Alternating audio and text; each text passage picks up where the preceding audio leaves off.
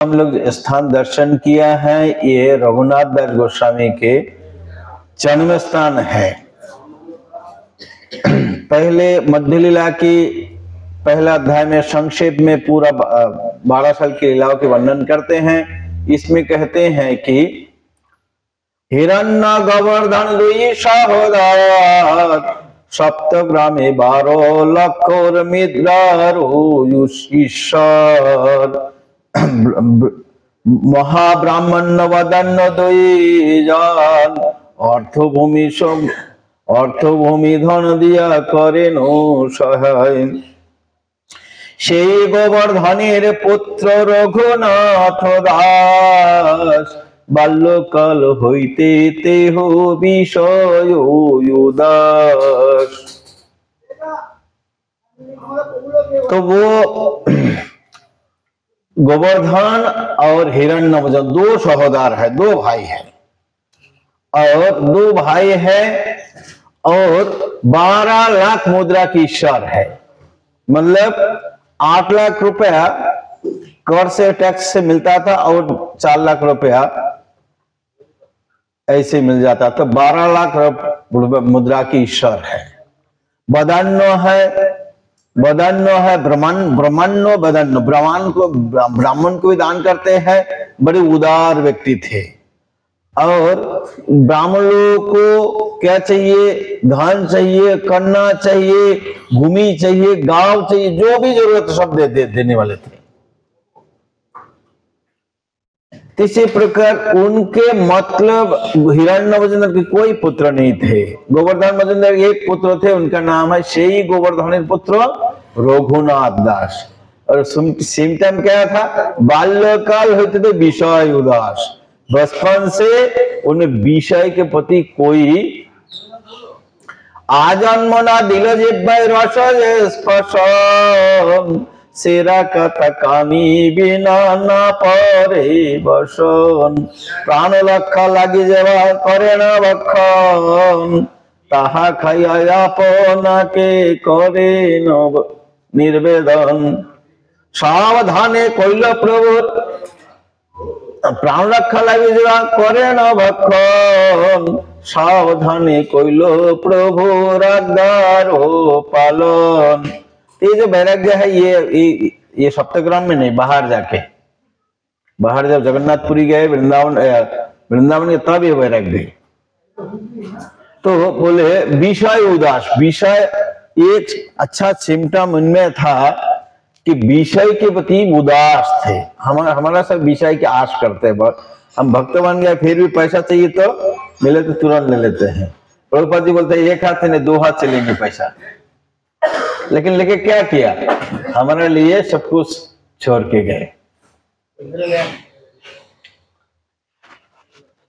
देखा नहीं यही जन ये बोले विषय बताए हैं, विषय में आशा नहीं है उनकी, विषय से उदास है। इसी प्रकार उनकी वर्णन करते हैं और हम लोग देखते हैं उनका विषय से बहुत विरक्त थे।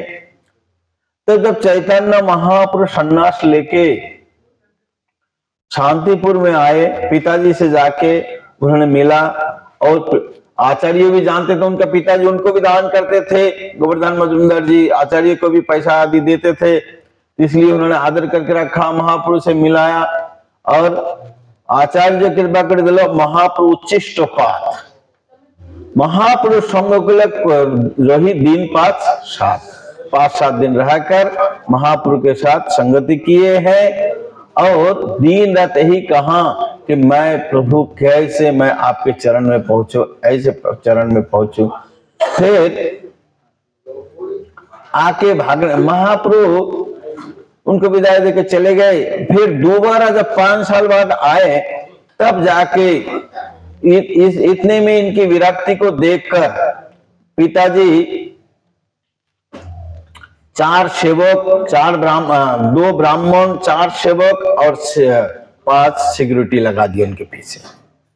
दिन रात हमेशा रक्षा करता, कहीं छोड़ के नहीं जा पड़ा। महाप्रभु जब आ गए पिताजी से बोले कि अभी मुझे छोड़ दो, मुझे महाप्रभु के पास जाने दो, नहीं तो मेरा प्राण नहीं रहेगा। तब महाप्रभु के पास आए, फिर दोबारा मिले शांतिपुर में ही। तो 5-7 दिन रहे और दिन रात ऐसे ही बात करते थे, मैं इसी मेरा जो रक्षक है इससे मैं कैसे छूटूं, मैं महाप्रभु आपके चरण में मैं कैसे पहुंचूं, आप मुझे कृपा कीजिए। तब महाप्रभु ने कहा, मरकट बरग न कर लोको देखैया, यथा योग्य विषय भंज जन सप्त हुईया, अंतर निश्चल बाह्य लोक व्यवहार, अचिराते कृष्ण तुम्हारे कोरीबे अंगीकार। महाप्रभु ने शिक्षा दिया। वो बैरग भागने के लिए कोशिश करता था, जितना वहां भक्त है पिताजी उनको पकड़ के लेके बांध रख देते हैं। तो इसलिए बोले कि मरकट बांदर जैसे बैरागी मत बनो, लोग दिखाने के लिए यथा योग्य विषय को भंजन करो और अनासक्त होकर। तो इस कण के लिए बहुत सेटिंग बैठता है शब्द, यथा योग्य विषय भंजो अनासक्त, लेकिन आसक्त नहीं होना चाहिए। खो गया कोई बात नहीं, मिल गया ठीक है। कभी अच्छे मकान है, कभी टूटा फटा मकान है, कभी मैदान है, कभी बकुलतला हरिदास ठाकुर की अखड़ा बकुलतला है, कभी बरडंगा है, कभी अट्टालिका है। आसक्त नहीं होना चाहिए किसी में, तभी माना जाएगा भाई नहीं मुझे ये सी रूम चाहिए, तभी तो मुश्किल है। जैसे हम प्रभुपाद जी को देखते हैं, कभी तो बहुत वीआईपी, कभी एयरपोर्ट में नहा लेते हैं गामछा पहन के, कभी भुवनेश्वर में जाके लोटा लेके बाहर गए टॉयलेट में, लेटरिन में गए। तो जैसे परिस्थिति उसको झेलने के लिए तैयार होना चाहिए। नहीं हमें पूरा हमेशा ये कंडीशन चाहिए नहीं। इसी प्रकार उन्होंने बोला कि यथा योग्य विषय बंजो आसक्त नहीं होना है। अंतर निष्ठा अंतर में होनी चाहिए, बाहर में लोक व्यवहार होना चाहिए। कभी कभी तिलक लगा के जैसे जाने के लिए माना है तो ठीक है, वो तिलक मत लगाओ, ऐसे पानी से लगा दो, ओम केशवाय नमः, तिलक हो गया। भक्ति विनोद ठाकुर भी बहुत समय से लगाते थे पहले। तो हमें अंतर निष्ठा, बाहर में लोक व्यवहार, जैसे जरूरत का जहां की जरूरत है, हम लोग भी पेन पहन के कभी चले जाते हैं बाहर जाना है तो कोई बात नहीं है। प्रचार के लिए प्रभुपाद जी बताए कुछ भी कर सकते हैं। अब पेन पहन के गए थे ना, अभी मिडिल ईस्ट में जाके आए तो पेन में जाना पड़ेगा। तो यथा योग्य विषय बंधु अनासक्त होकर, अंतर में निष्ठा बाह्य होकर, अचिराते कृष्ण तुम्हार परिवार उद्धार। तो आप ऐसे बातुल नहीं, पागल मत बनो, जब कुरमे पाए लो भवो सिंधु को। तो ऐसे बातुल मत, पागल मत बनो।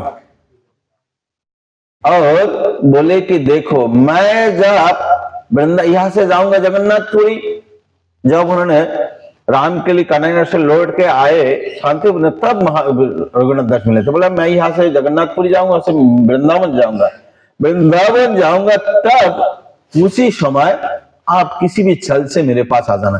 सही साल सही कल कृष्ण स्फुरवे तुम्हार, कृष्ण कृपा जार तारे के राखी ते पारे।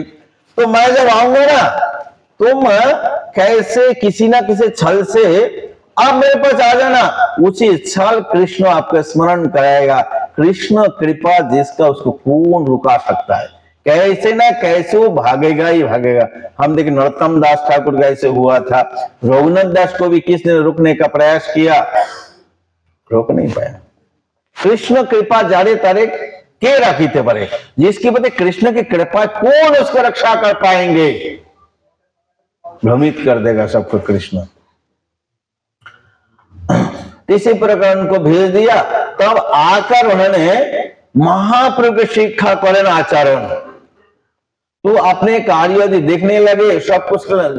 फिर जब महाप्रभु आ गए, उनको वार्ता मिला कि महाप्रभु आ गए, महाप्रभु के पास जाने के लिए जब उन्होंने प्रयास किया, तब क्या हुआ, उसी समय उनके पिताजी और ताऊजी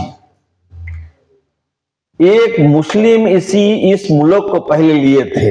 हिरण्यदास मुलुक नील मकर करिया तार अधिकार गल मरीशे देखिया 12 লক্ষ দেয় রাজার সাথে বেশি লক্ষ্য সেই তুর্কি কৃষ্ণ পাইয়া হইল প্রতিপক্ষ। রাজগড়ে কৈফতি উজিরে আনিলা হিরণ্যদাস পালাইল রঘুনাথের বান্দিলা। প্রতিদিন রঘুনাথে করে না ভাষণ বাপ জ্যাঠার আনো নহে পাইবে যতন। মারিতে আসে যদি দেখে রঘুনাথ মন ফিরে যায় তবে না পারে মারিতে। তবে রঘুনাথ কিছু চিন্তি লয় পায় বিনতি করিয়া কহে সেই মলেশ্বর পায়। তুমি আমার পিতা আমি তোমার পালক। তো বলে আমার বাবা জ্যাঠা তোমার দুই সহোদর কবি কলহ কবি ইহা নিশ্চয় নাই কালী পুণ্য তিনি ভাই হবে এক ঠাই। আমি হয়েছে তোমার পালক তুমি পাল্ল আমার পালক হইয়া পাল্লের কাইতে না যোজায়। তুমি সর্বশাস্ত্র জানো জিন্দা পীর শুনিয়া মলেশ্বর আগ্রহ হইল মন দাড়ি বহি অশ্রু পহে কান্দিতে লাগিল। মলেশ্বর কহে আজি হইতে তুমি মোর পুত্র আজি সারাইম তোমারে করি এক সূত্র। রাজারে কহিয়া রঘুনাথে সারাইল প্রীতি করি রঘুনাথে কহিতে লাগিল। তোমার জ্যাঠা নির্বুদ্ধি 8 লক্ষ খায় আমি ভাগি আমারে কিছু দিবার যোজায়। যাও তোমার জ্যাঠারি মিলাল আমারে যেই মতো ভালো হয় ভাট দিলাম তোরে। তখন কি হলো तब क्या हुआ मलेश्वर क्या हुआ ये जो मुलुक है इसमें एक पहले जो सरकार से लेना पड़ता है कि मैं इतना टैक्स मैं दूंगा मेरा जिम्मेदारी है इसको आदर करके आपको देना। तो इसके पहले लीज में अभी जो है लीज में लेते हैं। लेकिन एक मुस्लिम पहले था चौधरी और ये मकरी करके चापलूसी करके हिरण्यदास ने ले लिया उनको अधिकार चला गया और उनको पता था कि कितना कलेक्शन होता है। तो उन्होंने 20 लाख कलेक्शन करते हैं 75% राजा को देना है 25% लेना है। तो 3 लाख के हेर फेर कितना देते हैं 12 लाख देते हैं और 8 लाख अपने ले लेते 5 लाख उनके हिसाब से लेना है 25% वो 40% ले लेते थे। तो ये नवाब को इतना पता नहीं है लेकिन इनको पता है। तब उन्होंने उसको चुगली कर दिया थाने में नवाब को चुगली कर दिया। चुगली करके पुलिस लेके घर किया ये लोग तो चालू थे ये कैसे भाग गया और जाके रघुनाथ को मिला रघुनाथ को अरेस्ट करके ले गया। हर दिन मारते हैं धमकाते डबकाते हैं। अरे पिताजी को लाओ ताऊजी को लाओ पैसा लाओ नहीं तो अभी पिटूंगा। मारिते आशे जो देखे रघुनाथ मन फिरी जाए तो ना पारे मारिते विशेष कायस्थ बुद्धिर अंतरे करे डर मुखे तर्ज गर्जे मारिते सबाई अंतर। तो जब मारने आते हैं वो तो उनका मन बदल जाता है और विशेष कायस्थ बहुत तीक्ष्ण बुद्धि वाले हैं। प्रभुपाद जी इसमें लिखते हैं कि इधर जो लॉयर वगैरह है राजा के पास बहुत बुद्धिमान होते हैं। प्रभुपाद कायस्थ है तो प्रभुपाद लिखते हैं कि ये बहुत बुद्धिमान होते थे इसलिए डरते थे। बाद में मुझे कहां से कहां फंसा देगा कोई ठिकाना नहीं है तो इसलिए डरते। मारने में समय अंतर है। तो उसके बाद रघुनाथ को चिंतन किया कैसे क्या करना है। वो चापलूसी करना बहुत जरूरी है तो उन्होंने अच्छे कार्य के लिए चापलूसी किया उनको। जी तुम्हारा तुम और मेरा पिताजी ताऊजी 3 भाई हो भाई कभी कल कभी फिरते हम लोग देखते संसार में भी है भाई कभी बहुत झगड़ाए हो जाते हैं। बोले इधर ये क्षेत्र में नहीं आ सकते मेरे कमरे को देख भी नहीं सकते। तो ऐसे कल हो कभी बहुत पड़ती है तो यह निश्चित नहीं है। तो आप काल फिर मिलेंगे। आज तो झगड़ा हो गया तीनों का काल फिर तीनों मिलोगे तीनों एक ठाई हो जाओगे। तो मैं आपका पाल्लो हूं, आप मेरा पालो है, पालो होकर हमें इतना ताड़न क्यों कर रहे हैं आप? तो वो मिले से इसी प्रीति बोला, मैं आपका पालक हूं, मैं आपका पुत्र हूं। तब उनके तुरंत इतना अश्रु आके गिरने लगा और वो बोला, आज से तू मेरा पुत्र है, आज कहीं ना कहीं सूत्र लगाकर तुझे छुड़वा दूंगा कि मैंने गलत इंफॉर्मेशन मुझे मिला था, वास्तव में वो ठीक ही दे रहे पैसा, तो और तुझे छुड़ा दूंगा। लेकिन एक बात है ना, समझ लेना, वो तो ताऊजी से मिला और कुछ मुझे दे दे। तीन भाई तो तू बता दिया कुछ मुझे दे दे, तू तेरे ऊपर भार दे दिया, ये जिम्मेदारी तेरे ऊपर है, तू कर देना, इसे मिटा देना। ठीक, तब उनको छुड़वा दिया और हो गया। तब ऐसे 1 साल चला गया। फिर इसी प्रकार वो भागते हैं, पकड़ के लेके आते, भागते लगे। तब उनकी माताजी जो है, उन्हें पिताजी क्या क्या बीच में, बेटा पागल हो गया, जैसे एक अप्सरा, जैसे बंगाल में कंपटीशन लगाया और सबसे अच्छी सुंदरी है, ऐसे अप्सरा जैसे एक सुंदरी से रघुनाथ की विवाह कर दिया।